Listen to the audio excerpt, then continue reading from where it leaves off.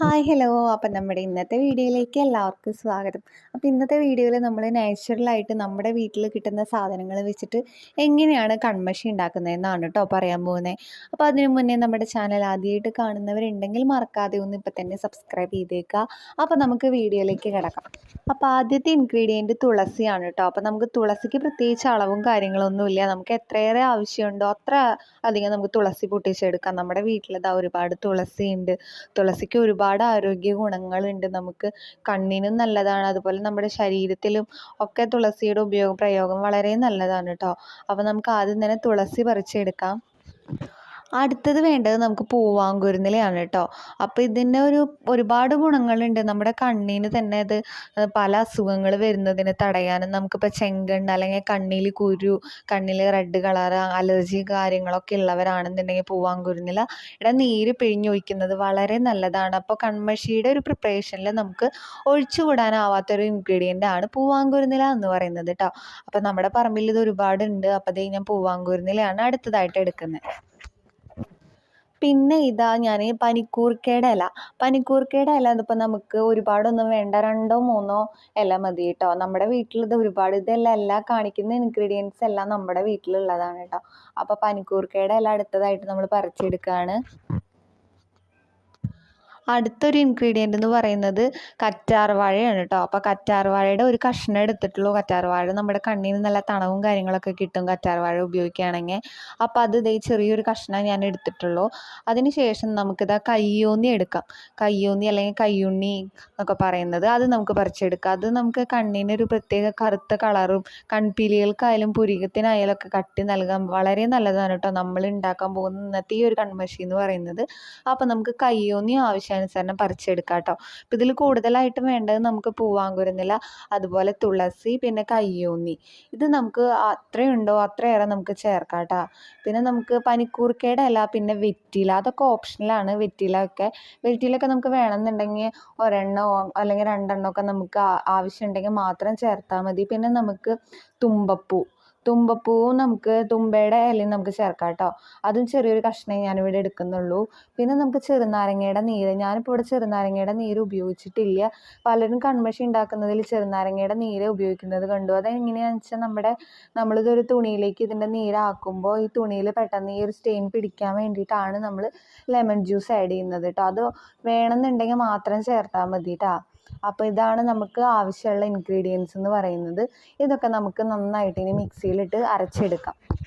അപ്പോൾ ഇതിപ്പോൾ മിക്സിയിലിട്ട് നന്നായിട്ട് അരച്ചെടുത്തിട്ടുണ്ട് കേട്ടോ. അപ്പോൾ ഇത് അരയ്ക്കുമ്പോൾ ശ്രദ്ധിക്കേണ്ട ഒരു കാര്യം എന്താണെന്ന് വെച്ച് കഴിഞ്ഞാൽ ഇതിലൊരുപാട് വെള്ളം ചേർത്ത് അരയ്ക്കരുത്. നമുക്കിത് അരയാൻ ആവശ്യമായിട്ടുള്ള വളരെ കുറച്ച് വെള്ളം മാത്രം ചേർത്ത് അരച്ചെടുക്കുക. അത് കഴിഞ്ഞിട്ട് ഇത് നല്ലൊരു കോട്ടൺ തുണി അല്ലെങ്കിൽ ഹോളുകൾ അധികം വലിപ്പമില്ലാത്ത അരിപ്പകളോ വെച്ചിട്ട് നമുക്ക് നല്ല പോലെ അരിച്ചെടുക്കാം കേട്ടോ. ഇതിപ്പോൾ അരച്ചെടുത്ത് നല്ല തിക്കായിട്ടുള്ളൊരു നീര് നമുക്ക് കിട്ടിയിട്ടുണ്ട്. ഇതിലേക്ക് ഇനി നല്ലൊരു വെള്ളത്തുണി, നമുക്ക് നല്ലൊരു വെള്ള കോട്ടൺ തുണി എടുത്തിട്ട് ഞാനിവിടെ മുക്കി വെക്കുകയാണ് കേട്ടോ. ഇതൊരു നൈറ്റ് ഫുള്ള് ഞാൻ വെച്ചു. കാരണം എന്താ വെച്ചെങ്കിൽ സ്റ്റെയിൻ പെട്ടെന്ന് പിടിക്കാൻ വേണ്ടി ഞാനിതിൽ ചെറുനാരങ്ങ നീരൊന്നും ആഡ് ചെയ്തിട്ടുണ്ടായിരുന്നില്ല.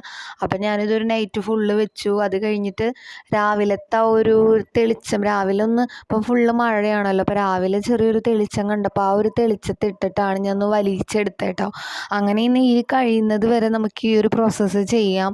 അത് കഴിഞ്ഞിട്ട് പിന്നെ നമ്മളിതൊന്ന് വലിഞ്ഞ് കഴിഞ്ഞാൽ നമുക്ക് അകത്ത് തന്നെ ഇട്ടിട്ട് ഫാനിൻ്റെ ചുവട്ടിലൊക്കെ ഇട്ടിട്ട് ഒന്ന് ഉണക്കിയെടുക്കാം കേട്ടോ. ആ വെയിലത്തിടരുതെന്നാണ് പറയുക. വെയിലത്തിട്ട് കഴിഞ്ഞ് വെയിലിൻ്റെ ചൂട് കൊണ്ട് ഇതിലുള്ള ഗുണങ്ങൾ, നമ്മൾ ഈ ഇലകളുടെ ഒക്കെ ഒരു ഗുണങ്ങളുണ്ടല്ലോ, അതൊക്കെ നമുക്ക് വെയിലിൻ്റെ ചൂട് കൊണ്ട് കഴിഞ്ഞാൽ നഷ്ടപ്പെടുന്നതാണ് പറയുക.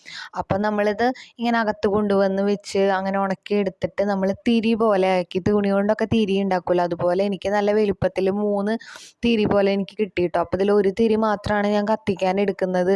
അത് തന്നെ കത്തിച്ച് കഴിഞ്ഞാൽ നമുക്ക് ആവശ്യത്തിന് കരിയും കാര്യങ്ങളൊക്കെ കിട്ടും കൺമഷി ഉണ്ടാക്കാൻ വേണ്ടിയിട്ട്.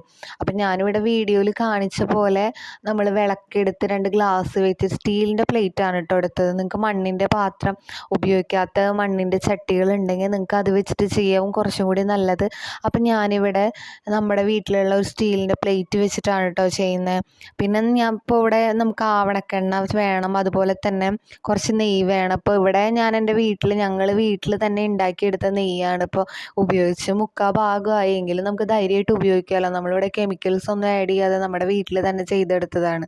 അപ്പോൾ ഞാനിതിപ്പോൾ കുറച്ച് എണ്ണ എടുത്തിട്ടുണ്ട്, അതിലേക്ക് കുറച്ച് നെയ്യ് കൂടി ചേർത്തിട്ടാണ് ഞാൻ ഈ തിരി അതിലിട്ട് കത്തിക്കുന്നത്. അപ്പോൾ ഇതുപോലെ കത്തിച്ചെടുത്തപ്പോൾ നല്ലോണം കരി കിട്ടി കേട്ടോ, അത്യാവശ്യം നല്ല രീതിയിൽ കരി കിട്ടി. ഇപ്പം നിങ്ങൾക്ക് നോക്കി കഴിഞ്ഞാൽ മനസ്സിലാവും, പ്ലേറ്റിൽ നല്ലോണം കരി പിടിക്കുന്നുണ്ട്. അപ്പോൾ അത് ഈ കരിയൊക്കെ പിടിച്ച് ഞാനിപ്പോൾ അത് ഏകദേശം 1 മണിക്കൂർ എടുത്തു കേട്ടോ നന്നായിട്ട് കത്താൻ വേണ്ടിയിട്ട്. അങ്ങനെ ഇത് കത്തിച്ചെടുത്ത് ഇപ്പോൾ ഈ കരിയും കാര്യങ്ങളൊക്കെ ഞാനൊരു ചട്ടുകം വെച്ചിട്ട് ഇങ്ങനെ എടുത്തപ്പോൾ നല്ലോണം കരിയുണ്ട്. അപ്പോൾ ഒരെണ്ണം തന്നെ കത്തിച്ചപ്പോൾ അത്യാവശ്യം കരിയും കാര്യങ്ങളൊക്കെ കിട്ടി. അപ്പോൾ ഇനി ഇത് നമുക്ക് കുറച്ച് ആവണക്കെണ്ണയും കുറച്ച് നെയ്യും ചേർത്ത് നന്നായിട്ട് മിക്സ് ചെയ്യുക. അപ്പോൾ എനിക്ക് പറ്റിയൊരു അബദ്ധം എന്താണെന്ന് വെച്ച് കഴിഞ്ഞാൽ ഞാൻ പ്ലേറ്റിൽ വെച്ച് തന്നെ മിക്സ് ചെയ്തു. അപ്പോൾ പ്ലേറ്റിൽ വെച്ച് നമ്മളിത് നന്നായിട്ട് മിക്സ് ചെയ്യുമ്പോൾ നെയ്യ് ചേർത്തത് കൊണ്ട് കുറേ ഇതിൻ്റെ കരിയുടെ അംശമൊക്കെ പ്ലേറ്റിൽ പിടിക്കും, നമുക്കിങ്ങനെ വടിച്ചെടുക്കാൻ പ്രയാസമാവും. അപ്പോൾ നിങ്ങൾ കരി ആദ്യം വടിച്ചെടുത്ത് ഏത് പാത്രത്തിലാണോ കൺമഷി സൂക്ഷിക്കുന്നതെന്നുണ്ടെങ്കിൽ അതിൽ വെച്ച് കുറച്ച് ആവണക്കെണ്ണയും അതുപോലെ തന്നെ കുറച്ച് നെയ്യും ചേർത്ത് മിക്സ് ചെയ്യായിരിക്കും കുറച്ചുകൂടി നല്ലത് കേട്ടോ. പിന്നെ നമുക്കിതിൽ അഡീഷണലായിട്ട് അഞ്ജനക്കല്ല് അല്ലെങ്കിൽ പച്ചക്കർപ്പൂരമൊക്കെ ചെറിയ തോതിലൊക്കെ ആഡ് ചെയ്ത് കൊടുക്കാം. അഞ്ജനക്കല്ലൊക്കെ ഉപയോഗിച്ച് കൺമഷിക്കുകയാണെന്നുണ്ടെങ്കിൽ കണ്ണിൽ എഴുതുമ്പോൾ തന്നെ നമുക്കൊരു തണവ് ഫീൽ ചെയ്യും. അപ്പോൾ ഇതിലതൊന്നും ചേർക്കണില്ല, അല്ലാതെ തന്നെ തണവിന് നമ്മൾ കഞ്ഞുണ്ണിയും കാര്യങ്ങളൊക്കെ ചേർക്കുന്നുണ്ടല്ലോ. അപ്പോൾ അഡീഷണലായിട്ട് നമുക്ക് അഞ്ജനക്കല്ലും അതുപോലെ തന്നെ സ്മെല്ലിന് പച്ചക്കർപ്പൂരമൊക്കെ ചേർക്കാം. അപ്പോൾ അതൊന്നും ഞാനിവിടെ ചേർക്കുന്നില്ല കേട്ടോ. അതൊക്കെ ചേർക്കാണ്ട് തന്നെ നല്ല ഗുണമുള്ള ഒരു കൺമഷി നമുക്ക് വീട്ടിൽ തന്നെ ഉണ്ടാക്കിയെടുത്ത് ഉപയോഗിക്കേണ്ടത് നമ്മുടെ കൺപീലികൾക്കും അതുപോലെ തന്നെ പുരികനിലൊക്കെ നമുക്ക് നൈറ്റൊക്കെ എഴുതി കിടക്കുകയാണെങ്കിൽ വളരെ നല്ലതാണ്. ഒരു പുരികനും കൺപീലിക്കും ഒക്കെ ഒരു കറുപ്പ് കിട്ടാനും അതുപോലെ തന്നെ അതൊക്കെ വളരാൻ വളരെ നല്ലതാണ് കേട്ടോ. നമ്മൾക്കിങ്ങനെ ഒരു കെമിക്കലും ചേർക്കാണ്ട് നമ്മുടെ വീട്ടിൽ തന്നെ ഇങ്ങനെയുള്ള വീട്ടിൽ കിട്ടുന്ന ഇലകൾ വെച്ചിട്ട് നമുക്ക് ധൈര്യമായിട്ട് ഉണ്ടാക്കിയെടുത്ത് ഉപയോഗിക്കാൻ പറ്റുന്ന ഒരു കൺമഷിയാണ് കേട്ടോ അത്.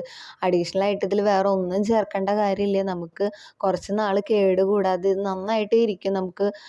നമുക്കായാലും കുഞ്ഞുങ്ങൾക്കായാലും ധൈര്യമായിട്ട് ഉപയോഗിക്കാം. ജനിച്ച് 28 ദിവസമൊക്കെ ആയിക്കഴിഞ്ഞാൽ നമ്മൾ കണ്ണും കാര്യങ്ങളൊക്കെ എഴുതി കൊടുക്കുമല്ലോ.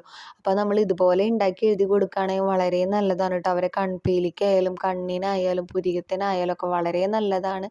അപ്പോൾ ഇങ്ങനെ ഉണ്ടാക്കി ഉപയോഗിക്കുക. അപ്പോൾ എനിക്ക് പറ്റിയൊരു മിസ്റ്റേക്ക് ഞാൻ നേരത്തെ പറഞ്ഞ പോലെ പ്ലേറ്റിൽ വെച്ചിട്ട് തന്നെ മിക്സ് ചെയ്തു. അപ്പോൾ നമുക്ക് കുറേ കരിയും കൺമഷിയൊക്കെ നഷ്ടപ്പെട്ടു പോകും. അപ്പോൾ അതുപോലെ ഒന്നും ചെയ്യേണ്ട. നിങ്ങൾ ഏത് പാത്രത്തിലാണോ ഉണ്ടാക്കിയിട്ട് ഉപയോഗിക്കുന്നത് അതിൽ വെച്ചിട്ട് തന്നെ കുറച്ച് നെയ്യും കുറച്ച് ആവണക്കെണ്ണയും ചേർത്തിട്ട് അത് ഒരു സ്പൂൺ വെച്ചിട്ട് ആ പാത്രത്തിൽ തന്നെ ഇട്ട് മിക്സ് ചെയ്യായിരിക്കും കേട്ടോ കുറച്ചുകൂടി നല്ലത്. അപ്പം നമ്മുടെ കയ്യിലൊന്നും ഇതുപോലെ ഒരുപാട് ആവില്ല. അപ്പോൾ ഇന്നത്തെ വീഡിയോ ഇത്രയേ ഉള്ളൂ. എല്ലാവർക്കും ഇഷ്ടപ്പെട്ടു എന്ന് വിചാരിക്കുന്നു. അപ്പം നമ്മുടെ ചാനൽ ആദ്യമായിട്ട് കാണുന്നവരുണ്ടെങ്കിൽ മറക്കാതെ ഇപ്പം തന്നെ ഒന്ന് സബ്സ്ക്രൈബ് ചെയ്തേക്കുക. പിന്നെ നിങ്ങൾക്ക് വീഡിയോസിനെ കുറിച്ച് എന്തെങ്കിലും അഭിപ്രായങ്ങളോ നിർദ്ദേശങ്ങളോ ഒക്കെ ഉണ്ടെങ്കിൽ താഴെ കമൻ്റായിട്ട് രേഖപ്പെടുത്താം. അപ്പം ഇന്നത്തെ വീഡിയോ ഇത്രയേ ഉള്ളൂ കേട്ടോ.